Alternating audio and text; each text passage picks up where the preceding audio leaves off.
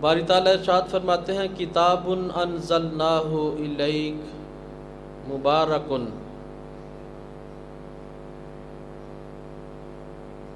وہ برکتوں اور سعادتوں والی کتاب انزلناہ جو ہم نے نازل فرمائی ہے، الیک تمہاری طرف، مبارکن بڑی برکت والی ہے۔ مبارکن کا کیا معنی ہے؟ بڑی ہی برکت والی ہے۔ لیدبروا آیاتی، اور اس کو نازل فرمانے کی حکمت کیا ہے کہ اس کی آیات میں غور و فکر کیا جائے، اس کی آیات میں غور و فکر کیا جائے۔ وَلِيَتَذَكَّرُوا أُولُو الْأَلْبَابِ، اور اہل عقل اس میں غور و فکر کریں، تدبر کریں۔ ان دونوں آیات میں آپ نے غور فرمایا ہوگا، شہر رمضان الذی انزل، اور کتاب انزلناہ، وہاں انزل اور یہاں انزلنا، معنی ایک ہی ہے کہ ہم نے قرآن کو نازل کیا ہے۔ یہ آیات پڑھ کے اور غور کر کے پتہ چلتا ہے کہ قرآن اس جہان کی شے نہیں، اسے نازل کیا گیا ہے، اسے نازل کیا گیا ہے۔ یہ اس جہان کی شے نہیں بلکہ کسی اور جہان کی چیز ہے جس کو اللہ نے یہاں نازل فرمایا ہے، اور یہ بڑی ہی برکت والی ہے۔ اس میں ہر اعتبار سے خالق نے برکتیں ہی برکتیں رکھی ہیں، لیکن برکت کے ساتھ ساتھ قرآن میں جس چیز کا خالق نے ذکر فرمایا ہے وہ ہے لیدبروا ولیتذکروا۔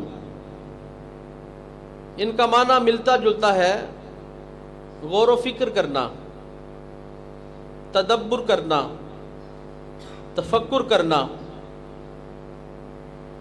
قرآن کے سمندر میں غوطہ زن ہونا۔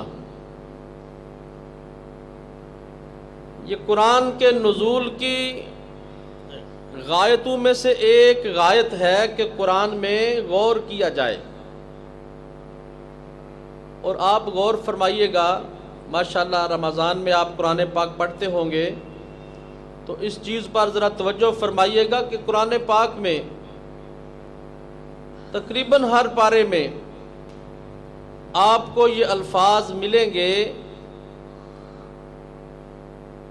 افلا تاکلون، افلا تتفکرون، افلا تتدبرون، کہ تم قرآن میں غور کیوں نہیں کرتے، توجہ کیوں نہیں کرتے، فکر کیوں نہیں کرتے۔ تو قرآن پاک میں غور کرنے کا، اس گہرے سمندر میں اترنے کی طرف اشارہ ہے کہ اے بندہ مومن قرآن کے سمندر میں غوطہ زن ہو جا، اور قرآن کے سمندر میں اتر کر تو اس میں ہیرے اور جواہرات باہر لا۔ اور پھر یہ ایسی عظیم کتاب ہے، یہ دیکھیں نا، یہ دیکھنے میں بالکل ایسے ہی کتاب ہے جیسے عام کتابیں ہوتی ہیں،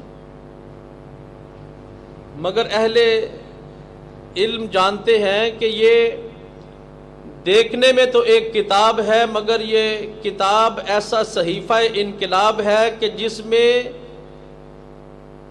کائنات کی ہر شے کا اللہ نے ذکر کر دیا، اور یہ کتاب انقلاب ہے۔ اور پھر ایک اور بڑی قابل توجہ چیز اس میں آپ غور فرمائیں، آپ اگر سائنس کی کوئی کتاب پڑھیں گے تو اس میں سائنس سے متعلقہ آپ کو چیزیں ملیں گی، اس کے علاوہ کوئی دوسرا فن، کوئی دوسرا علم آپ کو اس کتاب کے اندر نظر نہیں آئے گا۔ اگر آپ تاریخ کی کتاب پڑھیں گے تو اس میں ہسٹری کے متعلق آپ کو معلومات ملیں گی، اس کے علاوہ کوئی اور چیز نہیں ملے گی۔ اگر آپ ادب کی کوئی کتاب پڑھیں گے تو اس میں ادب کے متعلق آپ کو چیزیں ملیں گی۔ الا حاضل قیاس، مگر قرآن ایسی کتاب ہے کہ آپ اس کو کھولتے جائیں، پڑھتے جائیں، جو جو تلاش کریں گے اللہ آپ کو اس میں سے ہر قسم کے موتی عطا فرماتا جائے۔ وہ کسی شاعر نے بڑی خوبصورت بات فرمائی، وہ فرماتے ہیں کہ جمیع العلم فی القرآن لیکن تکاثر عنہ افہام الرجال۔ فرماتے ہیں کہ قرآن وہ کتاب ہے جس میں تمام علوم ہیں، جمیع العلم فی القرآن لیکن، فرماتے ہیں کہ قرآن پاک میں، قرآن مجید میں جمیع علوم ہیں۔ قرآن پاک پڑھ کے دیکھیں، لا رطب ولا یابس الا فی کتاب مبین، فرمایا ہر خشک و تر شے کا بیان اس کتاب مبین میں ہے۔ اور اسی طرح دوسری آیات میں قرآن مجید کی جامعیت کا ذکر کیا تو شاعر کہتے ہیں کہ جمیع العلم فی القرآن لیکن، کہ جمیع علوم قرآن پاک کے اندر موجود ہیں، تکاثر عنہ افہام الرجال، مگر لوگوں کی عقلیں اس سمندر میں سے موتی نکالنے سے قاصر ہیں۔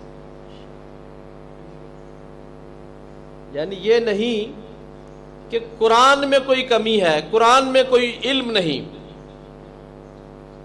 بلکہ شاعر کہتا ہے کہ تمام علوم قرآن کے اندر موجود ہیں، مگر ہماری عقلیں، ہماری سمجھ، ہماری بوجھ، ہماری دانش، ہماری فکر اس بات سے قاصر ہے کہ وہ قرآن کے موتی ہم اس میں سے نکال سکیں۔ اور پھر ایک بڑی پیاری چیز میں کل سوچ رہا تھا، میرے ذہن میں آئی کہ 1400 سال ہو گئے قرآن پاک کے نزول کو، اور آج تک قرآن مجید کی جتنی بھی تفاسیر لکھی گئی ہیں، ہر مفسر نے اپنے اپنے انداز میں اس سمندر میں سے موتی نکالے۔ اور آپ کیا سمجھتے ہیں کہ کیا یہ سلسلہ فیض قرآن کا بند ہو گیا ہے، ختم ہو گیا، یا ابھی جاری ہے؟ 1400 سال سے اس پر اس کی تفسیریں لکھی جا رہی ہیں، تو اب میرا خیال ہے مکمل ہو چکا ہوگا۔ ماشاءاللہ ماشاءاللہ، احباب پڑھے لکھے باشعور بیٹھے ہیں، اور میرا خیال ہے مجھے بات سمجھانے میں بڑی آسانی رہے گی۔ یعنی 1400 سال گزر گئے ہیں، اس قرآن پر تفسیریں لکھی جا رہی ہیں، اور قیامت تک اہل علم اس پر تفسیریں لکھتے رہیں گے۔ ہر کوئی اپنے اپنے انداز میں اس سمندر میں سے موتی نکالتا جائے گا اور نکال کے حضور کے غلاموں کو دیتا جائے گا، مگر قرآن کے موتی قیامت تک پھر بھی کم نہیں ہوں گے۔ اور پھر یہ دیکھیں کہ ہر مفکر، ہر مصنف وہ قرآن کو اپنے اپنے انداز میں پڑھتا ہے۔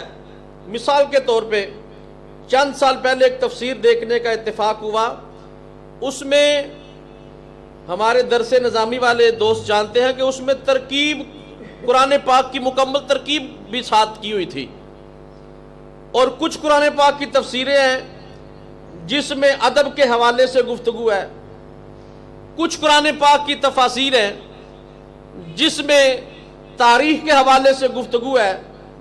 ہمارے استاد محترم حضرت علامہ ڈاکٹر پروفیسر محمد حبیب اللہ چشتی صاحب، انہوں نے ماشاءاللہ ابھی چند ماہ پہلے قرآن پاک کی تفسیر لکھی ہے، اور قرآن پاک کی آیات کا جو آپس میں ربط ہے،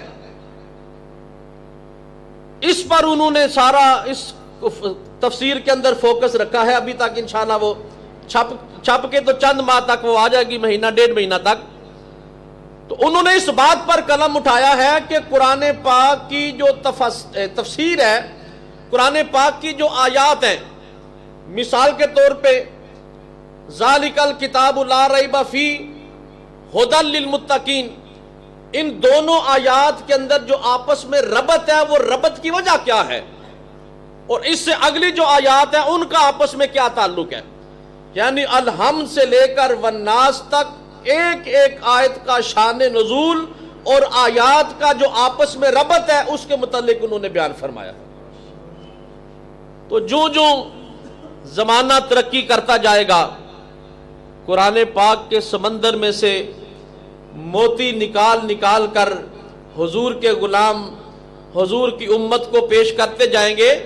تو عرض یہ کر رہا تھا کہ اگر تاریخ پڑھیں تو اس میں تاریخ کی کتاب پڑھیں، تاریخ کی معلومات ملیں گی، ادب کی کتاب پڑھیں، ادب کی معلومات ملیں گی، میڈیکل کی کتاب پڑھیں، میڈیکل کی معلومات ملیں گی، لا کی کتاب پڑھیں، لا کی معلومات ملیں گی، اور آپ شاعری کی کتاب پڑھیں تو شعراء کے متعلق آپ کو کلام ملے گا۔ مگر اللہ کی عزت کی قسم، یہ قرآن ایسی کتاب ہے کہ جس کے بارے میں فرمایا لا رطب ولا یابس الا فی کتاب مبین، اولین کے اور آخرین کے جتنے بھی علوم ہیں وہ سارے اللہ نے قرآن پاک کے اندر بند فرما دیے۔